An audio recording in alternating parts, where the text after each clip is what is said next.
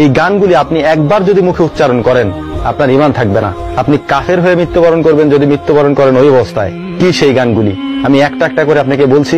আমি জানি আমি বলার সাথে সাথে আপনি মনে মনে বলবেন আরে এই গান তো আমি প্রতিদিনই গাই। তো চলুন কোন গান আপনারা প্রতিদিন গান প্রতিদিন শুনতে থাকেন কিন্তু আপনার ভেতরে এই জিনিস কখনো উপলব্ধি হয়নি যে এটি শিরকে ভরপুর। এক নম্বরে যে গানের লিরিক্সটা আমি শুনেছি সেটি হলো তুঝ মে রব দেখতা হে ইয়ারা মে ক্যা করু। তোমার মধ্যে আমি রবকে দেখতে পাই, বলো হে প্রিয় বন্ধু আমি কি করব। একজন মানুষের মধ্যে মানুষ আল্লাহকে দেখে, সৃষ্টিকর্তাকে দেখে। কথাটা কোনোভাবে এদিক ওদিক করা যাবে না, সরাসরি গানে যেভাবে বলা হয়েছে আমি আপনাকে সেভাবে বললাম। আমি আর তোমার মধ্যে তোমাকে দেখি না, তোমার মধ্যে আমি রবকে দেখি, তোমার মধ্যে আমি রবের চেহারা দেখি। এই কথা যদি কেউ বলে তার ঈমান থাকে। যাই হোক, এটা তো গেল প্রথম কলি। এবার আসা যাক দ্বিতীয় কলিতে। সাজদে সর ঝুকতা হে ইয়ারা মে ক্যা করু। তোমাকে দেখলে আমার মাথা সেজদায় অবনত হয়ে আসে, বলো হে প্রিয় বন্ধু আমি কি করতে পারি। এখানে বন্ধু তো আর হবে না, আমি তো একটু শুদ্ধ ভাষা ইউজ করতে গিয়ে বন্ধু বলেছি। আপনি তো আর বন্ধু বলবেন না, আপনি কি বলবেন? আপনি বলবেন হে প্রিয়তমা, হে প্রিয়সী। এই তো, তাই না? তো প্রথম কলিতে ছিল তোমার মধ্যে আমি রবকে দেখতে পাই, বলো আমি কি করতে পারি। দ্বিতীয় কলিতে আপনি বলছেন তোমাকে দেখলে আমার মাথা সেজদায় অবনত হয়ে আসে, বলো আমি কি করতে পারি। তোমার যত প্রিয়জনই হোক, যত আপনজনই হোক, তাকে দেখে যদি তোমার মাথা সেজদায় অবনত হয়ে আসে তাহলে তোমার এই অবনত হওয়া মাথাটা কবরে যাওয়ার পর ফেরেশতারা দুর্মুজ দিয়ে ভর্তা বানাবে। মনে রাখো সেজদা হবে একমাত্র আল্লাহর জন্য। আমি জানি এসব কথা বলার কোনো মানেই হয় না, কারণ এই গানগুলি শিরকে ভরপুর, এটা আপনিও জানেন আমিও জানি, কিন্তু তারপরেও আমরা গাই।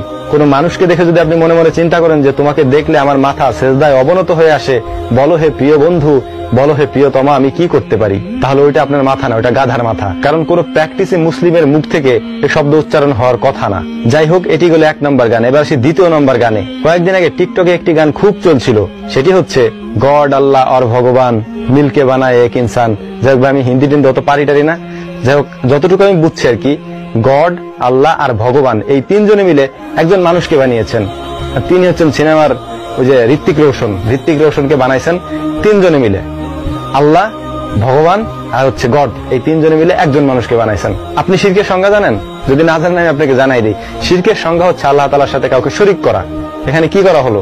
এই গানটি আমি আপনাকে বলে রাখি একটা জিনিস, মালদ্বীপে এই গানটি যখন রিলিজ হয়, এই গানটি রিলিজ হওয়ার পরে মালদ্বীপে এই গানটিকে নিষিদ্ধ করে দেওয়া হয়।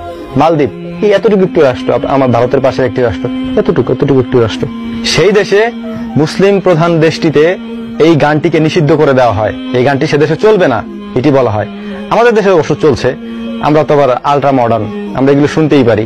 আমাদের কাছে খুব ভালোই মনে হয় শুনতে, কত সুন্দর সুর দিয়ে গানগুলো আমাদের কাছে উপস্থাপন করা হয়, মানে আমাদের কানের কাছ পর্যন্ত পৌঁছায় দেওয়া হয় আর কি। বলা হয় কি সুন্দর কথা। দেখেন, গড আল্লাহ আর ভগবান এই তিনজনে মিলে বানাইছেন এক ইনসান, মানে এই তিনজন মিলে একটা মানুষ বানাইছেন। কত সুন্দর কথা না? মানে সাম্প্রদায়িকতার কত সুন্দর উষ্ণ অভ্যর্থনা, তাই না? অথচ শিরক দিয়ে ভরে দিয়েছেন জিনিসটা, কারণ আল্লাহ তাআলার সাথে কাউকে শরীক করা যায় না। এখন আপনি বলবেন যে গড এগুলো তো আল্লাহকেই বোঝায়, ভগবান এগুলি তো আল্লাহকেই বোঝায়, নাউজুবিল্লাহ, ভগবান দিয়ে আল্লাহকে বোঝানো হয় না, গড দিয়ে আল্লাহকে বোঝানো হয় না, আল্লাহকে দিয়ে আপনাকে আল্লাহকে বোঝাতে হবে। কারণ আল্লাহ তাআলা 99টি সিফাতির নাম রয়েছে, আল্লাহকে ডাকতে হলে আপনাকে ওই নামেই ডাকতে হবে, এর বাইরে ডাকার কোনো সুযোগ নাই। যাই হোক, কথা বেশি বাড়াবো না, ছোট ছোট করে বলবো। এবার আসি 3 নম্বর গানের কথা। 3 নম্বর গানটি ছিল কিরকম? 3 নম্বর গানটি হচ্ছে এরকম, মেরি মা মেরি সাব, মেরি মা মেরি রব। তারপরে যেন কি বলে, মেরি মা মেরা দুঃখ হে, মেরা মা মেরা হাবি যাবি, উল্টা পাল্টা। যাই হোক আর কি। তো মেন কথা আসি, এখানে বলা হচ্ছে যে মেরি মা মেরি সাব, মেরি মা মেরি রব। তোমার মা তোমার রব হয় কেমনে? এই গাধা, তোমার মা তোমার রব হয় কেমনে? মানুষ কিভাবে রব হয়? হ্যাঁ, রবের সংজ্ঞা জানো? রব্বুল আলামিন কাকে বলা হয় জানো? সমগ্র জগতের মালিক, তাকে বলা হয় রব্বুল আলামিন, অর্থাৎ রব। বেটা মূর্খ, বুঝো না কিছু না, এগুলো নিয়ে লাফাইতে থাকো সারাদিন, টিকটকে ভিডিও বানাইতে থাকো। একটা কথা স্পষ্ট করে মনে রাখো ভাইজান, শোনো, একটা কথা তোমার স্পষ্ট করে মনে করাই দেই। ইবাদতের ক্ষেত্রে বলো, মানার ক্ষেত্রে বলো, যে কোনো ক্ষেত্রেই তুমি বলো না কেন, আল্লাহ তাআলার উপাসনা ছাড়া কোনো উপায় নাই, কোনো কিছুতে তোমার মুক্তি মিলবে না। আল্লাহ তাআলার পরেই আল্লাহ তাআলা তোমার বাপ মার কথা বলে নাই, আল্লাহ তাআলার পরে আল্লাহ তাআলা বলছেন আল্লাহ রাসূল সাল্লাল্লাহু আলাইহি ওয়াসাল্লামের কথা, এর পরে এসে গিয়ে বলছেন বাবা মার কথা। অর্থাৎ 3 নম্বরে, প্রথমে আল্লাহ, তারপরে রাসূল সাল্লাল্লাহু আলাইহি ওয়াসাল্লাম, এরপরে তোমার বাবা মা। আর তুমি তোমার মাকেই রব বানিয়ে দিয়েছো। ইসলাম তোমাকে এত আবেগী হতে বলে নাই। মায়ের সম্মান সম্পর্কে ইসলাম, মায়ের কদর সম্পর্কে ইসলাম যতটুকু আমাদেরকে শিখিয়েছে, আমাদেরকে জানিয়েছে, কোনো ধর্মেই এতটা বলা হয় নাই। মায়ের সম্মান সম্পর্কে এত বিস্তর করে দেওয়ার পরেও তোমাকে এই পর্যন্ত আবেগ দিয়ে ঠেলতে বলা হয় নাই। তুমি কেন ঠেলো? হ্যাঁ মূর্খ কোথাকার, ঠেলতে ঠেলতে নিজেকে তো জাহান্নামের দিকে নিয়ে যাচ্ছ। তুমি জানো না শিরক যে করবে, শিরকের গুনাহ কোনোদিন ক্ষমা হবে না।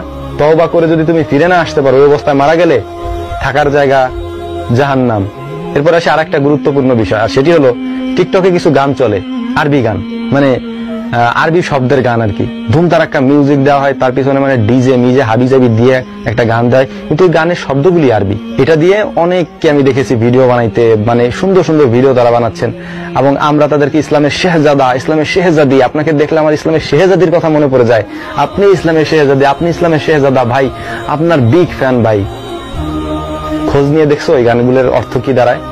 ম্যাক্সিমাম গান আমি যেগুলি শুনেছি আর যে গানগুলি আমি দেখেছি, ওই গানগুলি পরে ইউটিউবে আমি সার্চ দিয়ে বের করেছি, এবং এর আরবি অর্থগুলি বাংলা গানের থেকে, বাংলা অশ্লীল গানের থেকেও জঘন্য। শুনলে তুমি যদি রুচিশীল মানুষ হও, তোমার বমি চলে আসবে যে এত অশ্লীল এই সব গানের অর্থগুলি।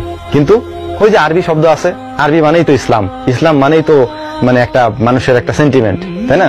ওইটা নিয়ে আমরা মানুষকে চালাই দিই। এই হচ্ছে আমাদের অবস্থা। কি আর বলবো ভাই, যে যেমনে চলে সেটা নিয়ে চলতে হয়, কারো কিছু বলাও যায় না। ভাই যদি আমি কিছু বলতে চাই তাহলে বলবে যে ভাই আপনি ইসলামের বিরুদ্ধে কথা বলতেছেন, ওইগুলো তো ইসলামিক গান, ইসলামের গানের বিরুদ্ধে আপনি কেন কথা বলেন? হ্যাঁ আপনি মিয়া ভালো না, হ্যান ত্যান হাবি যাবি। যাই হোক, আমার ভালো হওয়ার দরকার নেই, তুমি অন্তত এই শিরকি গানগুলো থেকে বেঁচে থাকো। আমি তোমার ভালোর জন্য বলতেছি, আর নাহলে কিয়ামতের দিন আল্লাহ তাআলা আমারে ধরে জাহান্নামে আগে দিবে যে তুই তো জানতে বেটা, তুই বলস নাই কেন, তাই না? এজন্য আমি আমার দায়িত্ব বলে দিলাম, মানা না মানা, বলা না বলা তোমার ব্যাপার। আল্লাহ তাআলা আপনাদেরকে ভালো রাখুন, সুস্থ রাখুন, এবং এইসব শিরকি গান থেকে বেঁচে থাকার তৌফিক দান করুন। ওয়া মা তৌফিকা ইল্লা বিল্লাহ, নাসরুম মিনাল্লাহ, ফাতহুল কারীম।